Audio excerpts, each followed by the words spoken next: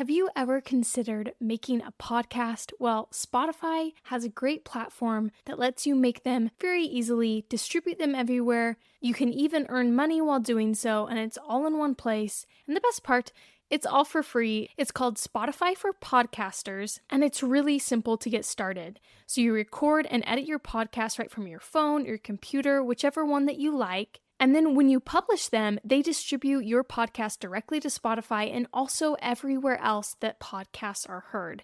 You can do video podcasts, you can interact with your audience with Q&As and polls. And once they're up and running, like I mentioned before, you can even earn money through your podcast in a variety of ways through things like ads and podcast subscriptions. And of course, it's totally free to use. There is no catch. When I started Plant School, I used Spotify for Podcasters, and I continue to use it because I love it. It's super easy to use, and it gives me everything that I need as a podcaster. So if you have ever wanted to start your own podcast, I highly recommend that you try out Spotify for Podcasters. You can download the app or go to www.spotify.com/podcasters to get started. Welcome to the Plant School Podcast. I'm Rachel, and here we learn about plants, how to care for them, how they work, and I keep it simple and taught in a way that anyone from beginner to expert can enjoy.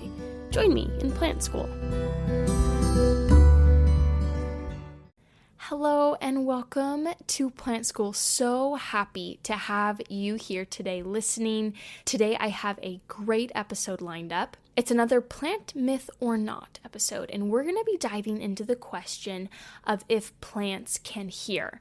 So a majority of the information that I got for this podcast came from this great book called What a Plant Knows by Daniel Chamovitz. So if you are interested in learning more, definitely check out his book. It was so interesting to read. He goes through a ton of questions revolving around plants, what they can and can't do, and what we do and do not know about them. First, I want to ask, why are we asking this question? And it's because it's a very common experiment, especially like with kids doing science fairs and things like that, to see what effect music has on plants. So, what effect does classical music have on a plant or pop music? I know when I was little, I'm pretty certain I did this experiment. I'm pretty sure me and my mom went to the store, grabbed a few vegetables, and we started to grow them, and I gave one classical music and one no music at all, and we tested the results of those. I'm pretty sure the classical music plants grew more, but looking back, there were a lot of fallacies with my experiment. It wasn't really sound, not really scientifically based, but it was fun to do, when I was younger. And there's also been those experiments, you may have seen them, where people are talking kindly to a plant and they talk really mean to another plant, and it's said that it can affect these plants and how they grow. So that's kind of why we're asking this question, because it's such a common experiment, and we see people trying to prove that plants can hear. There's some sort of connection going on with the plant and with sound waves coming through the air. Starting at the beginning, how do we hear? Our human ears are incredibly sensitive. They pick up on vibrations or pressure waves in the air or other mediums. You can put your ear on a wall and you can hear through a wall. We have these tiny sensitive hair cells. They're called tactile sensitive hair cells in our inner ears, and they bend when a sound, which is basically, air pressure wave coming through, hits them.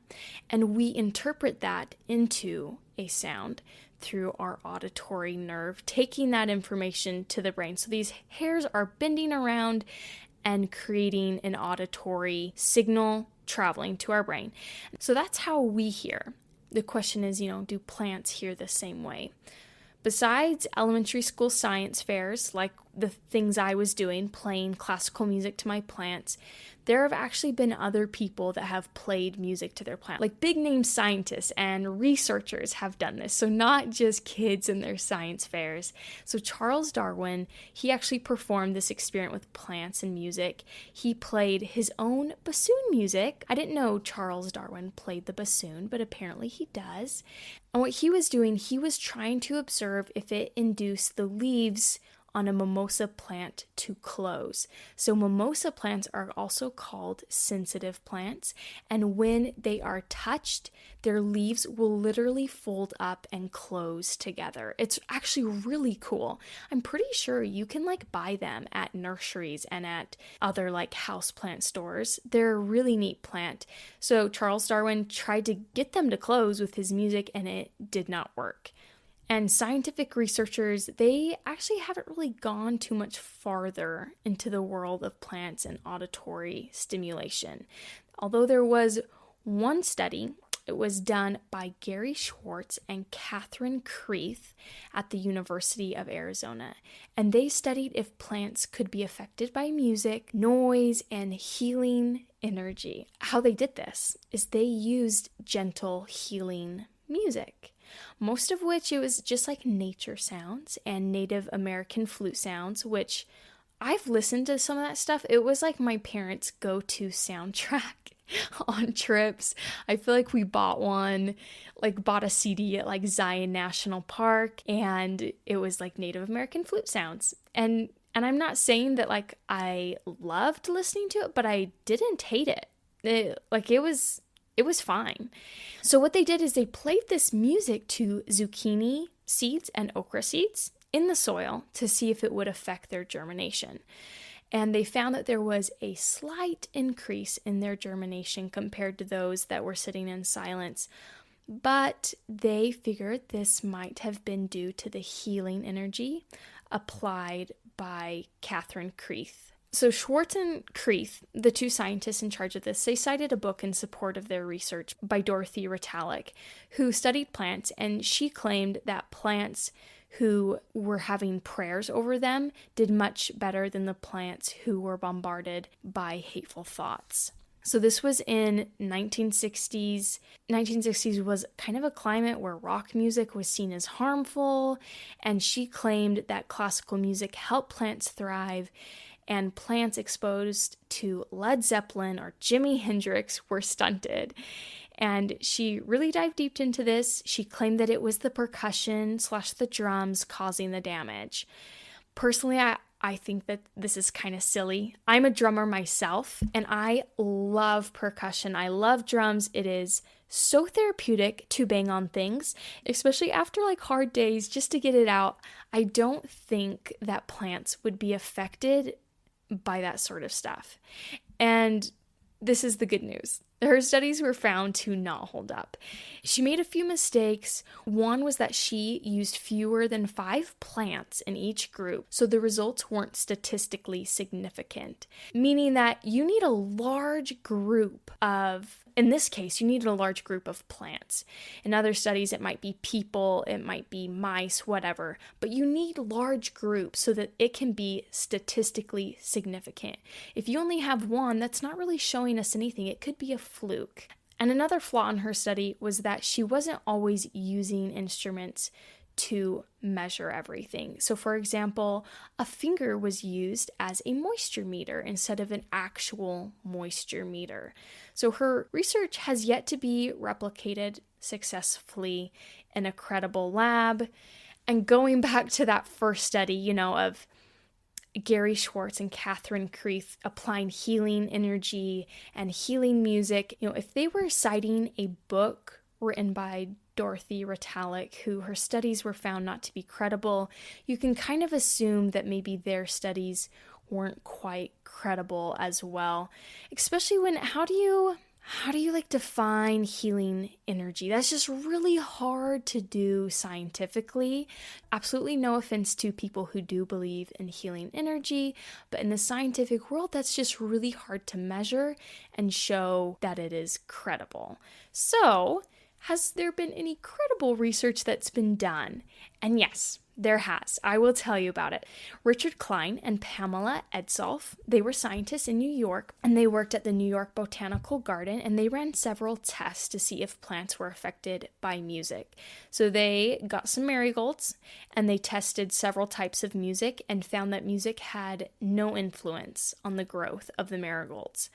And it's really interesting to me because this study by Richard and Pamela, they used lots of marigolds. They did everything in a way that, could be replicated. It was scientifically sound. But no one ever talks about this study. It's not interesting, and so therefore it's not very popular. It's not very well known. And Redilac's book is very well known. It is spread around. It's super popular. And so it's just interesting to me that something that's not very credible is super well known, while something that is just brushed under the rug. And I feel like that happens a lot in the scientific world. Sometimes we pick and choose what studies gain popularity because they verify what we want to think. Like, it's more interesting, right, to believe that music affects plants, and pop music or rock music is really awful for plants, but classical music is like this higher form of music that's really great for them, right? It's interesting. It's exciting to learn about. It verifies maybe mothers who are fighting their kids on not listening to rock music, right? Whereas this one that Klein and Edsall did, where they saw no difference in these marigolds. No one wants to hear about that. Nothing exciting was found out. So it's just interesting to see kind of how we as humans pick and choose what we'd like to believe, even when it may not be true. But other credible studies have been done. So moving on from the marigold one, there was a woman by the name of Janet Bram, and she was the researcher who found out that there were different genes that got activated when you touch a plant. And she also decided to study to see if sound had the same effect on plants, like if there were genes that were activated when different sounds were played, and she found that there were no genes that were activated, so further proving the point that plants aren't reacting to sound. Another researcher, Peter Scott, found that corn seeds germinated quicker than those in silence, but then as time passed on, someone replicated this study, and they thought it was maybe the warm air surrounding the speakers that was affecting it. So they got a fan and they blew away all the warm air that was surrounding the speakers as it was playing music, and found that in fact there really was no difference in germination. It was just the warmth from the speakers that was causing them to germinate quicker. So some really interesting, credible studies showing that maybe plants aren't reacting to music the way that is being popularized. So we're going to take a quick break, and when we come back, I want to dive into how talking affects the plants, because we've dived into how music can maybe not affect plants at all, but does human voices speaking to plants affect them? Oh my goodness, hello, it's me doing an ad for my own podcast. But I don't know if you guys know this, but this podcast, the Plant School podcast, is put on by me, myself, and I. No one is paying me to do this. I do it in my free time, and I greatly appreciate any support that you can give to keep this podcast going. So there are 3 ways that you can support this podcast. Number 1, you can share it with a friend. And if you do so, you actually enter into my giveaway. All you have to do is message me on Instagram at TinnyPlants and let me know that you shared it, and I will enter you in to win some really cool Plant School merch for free. Secondly, you can buy Plant School merch all on your own. We have some really cool plant-related shirts and stickers, as well as Plant School podcast-specific shirts and stickers. The link to my merch store can be found in the show notes of every single episode. And third option that you can do to support this podcast is to become a supporter. There is a link at the very bottom of the details of every episode of my podcast, and you can click that link to support the podcast and set up a monthly donation. It can be as low as $1 a month, or it can be, as high as you want. I won't tell you what to do. Any support that you can give is greatly appreciated. It allows me to spend my free time researching for you and helping you learn more about the plant world in a really fun and digestible way. I love doing this podcast, and I would really love your guys' help in sustaining it so that I can keep going with it for the long haul. Thank you.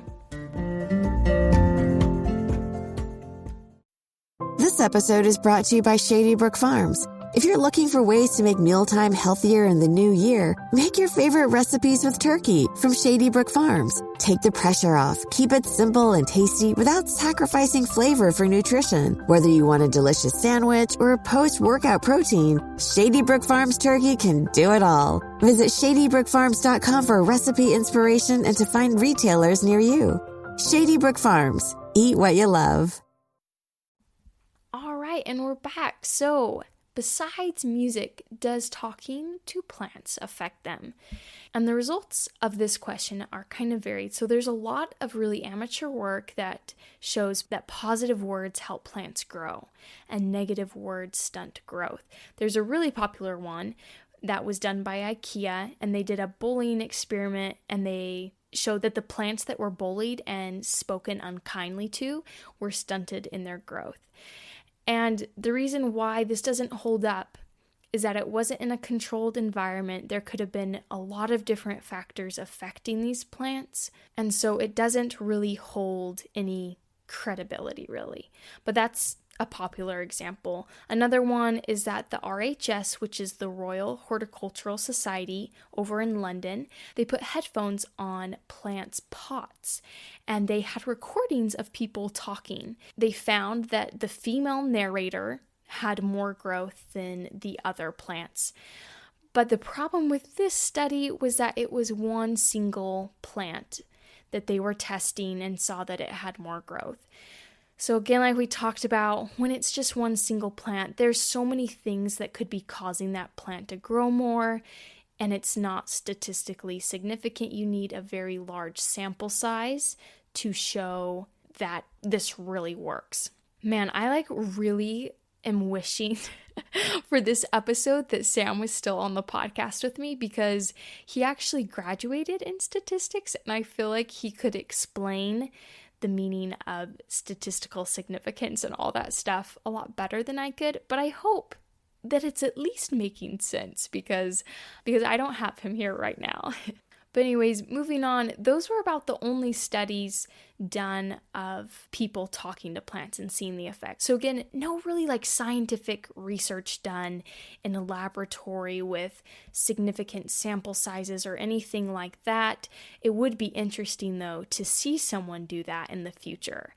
But I mentioned earlier that Janet Bram was looking for genes to see if plants had genes that would be activated when music was played to them. The question arises, do plants have any genes at all for hearing? And the answer is not exactly. So there's this plant called the mouse ear cress, or its scientific name is Arabidopsis thaliana, and its entire genome has been sequenced out. So if you remember back to science class, way back, whenever school was for you, the building blocks of DNA, of, our chromosomes that contain all of our genetic information was A, T, C, and G. A was adenosine, T was thymine, C was cytosine and guanine, and those were just the nucleotides that made up our entire DNA. So this plant, literally they have sequenced out the A's and T's, the C's and G's of the entire genome. We know what makes up this plant completely from its DNA. And so this plant kind of makes up a huge part of scientific research on plants, because it is, I think, the only plant that has been entirely sequenced out. From this plant, they found what they call deaf genes. So in humans, we have deaf genes as well. And when they are mutated, these genes cause those little hairs in our ear, that we're bending and giving us information about sound waves. They cause them not to grow at all. and we can't hear. So in a plant with their deaf genes, it actually affects the proper functioning of their root hairs. And as we know, root hairs, they don't really affect a plant's hearing, right? That's not what root hairs are for. They're for gathering nutrients for the plant. So we share these genes for affecting our hearing, but it's not going to affect a plant in an auditory way. It's going to affect their root hairs. So really interesting, that we share these genes, but they don't exactly mean that they are going to be deaf or not. Wrapping it up, can plants hear? Yes or no? It's really, unfortunately, not a simple yes, and it's not a simple no right now, just because we have a large lack of research in this area. And I feel like the reason why maybe there's a lack of research is because it's not really pertinent to our survival of mankind, and I don't know what would come from researching if plants can hear. So maybe that's why no one wants to spend their funds and money on doing research on if plants can hear, which is unfortunate because they would be interesting studies, but they're not going to really affect us in a big way. So it's very possible that the right study has yet to be performed, and we just don't understand how plants can hear yet. Maybe they do. But so far, plants and seeds, they don't really seem to respond to our music and our choices in music. If you love rock music, don't worry, it's not going to kill your plants. And they don't really seem to be influenced by our positive energy vibes that we put on them. That would be really cool if we could just exude positive energy and make plants grow. That would be awesome. But right now, we just don't really understand if that's actually a phenomenon that works. And the thing is, if you were to get onto Google right now and Google this question, can plants hear? You're actually going to see a lot of anecdotal evidence that supports that plants can hear and that they do react to your music and they do react to your voice. So you need to speak kindly to them, you need to talk to them, and you need to play classical music for them. But as I've explained, a lot of this research, they have a lot of holes in them. They're not really sound. And though they're very popular, it doesn't mean they are true and proven. So just be aware of that, because you could Google this and you could email saying, I looked this up and I saw a lot of great research that showed me that I need to be playing classical music and talking kindly to my plants and they will grow. And that's true. You are going to find a lot of research like that, but it's not research that has been done in a way that the scientific community will accept. And there's actually been one researcher that suggests that we should actually be studying how natural sounds affect plants. So instead of music and healing energy and things like that, maybe we should start researching what does the buzzing of a bee and that vibration and those sounds affect a plant? Does it affect the production of pollen? Or maybe we could study the sounds of other insects on plants and does that affect them? So there's a lot of great room for research and what it could do. There's been 2 researchers in Switzerland. They found that ultrasonic vibrations are emanating from pine and oak trees during drought seasons. And they found that these vibrations were actually passive results of physical forces, but perhaps other plants around them could sense those ultrasonic vibrations and prepare for dry conditions. We don't know yet, but they had that question in mind when they found these ultrasonic vibrations kind of coming from these trees due to passive forces. Maybe other plants could sense that and they could kind of change from that. So perhaps there is some areas of research that would be pertinent to us in understanding plants more and could affect mankind. But in general, just not a lot of research has been done. And I'm interested to kind of see where it goes. Maybe I'll be doing a podcast in 10 years from now and there'll just be so much more. Well, it'd be kind of fun to be able to be oh yeah, when I did this podcast 10 years ago, we didn't know anything about plants and how they can hear, but now there's this and this and this. I really hope so. I really hope to do a part 2 of this in 10 years and have so much more to tell you guys. But for now, we need more research to know how plants are affected either by music or humans talking, or maybe the sounds of insects or other natural sounds. It's so interesting to me that there are things about plants that we just don't know yet, and some exciting discoveries are probably yet to be made. Anyways, this was kind of a short episode. I hope you guys enjoy today's Plant School podcast, and I hope you guys will join me next week to learn more about plants in just a really easy, fun, and digestible way. Thanks, guys. Thank you for being here and listening today, and I hope you'll join me next week. If you'd like to support this podcast and keep it going, you can find the support link below in the description and donate. Or I have some awesome Plant School merch, including stickers, shirts, and mugs, and the link to my shop is in the description as well. And if you don't want to spend any money but still support the podcast, share this podcast with a friend, either verbally or electronically. This will even qualify you for my giveaway. Just message me on Instagram at TinnyPlant that you shared the podcast with a friend, and you'll be entered in for a chance to win some goodies. Winners will be announced on the podcast. Again, thank you for listening, and I hope you have a great week.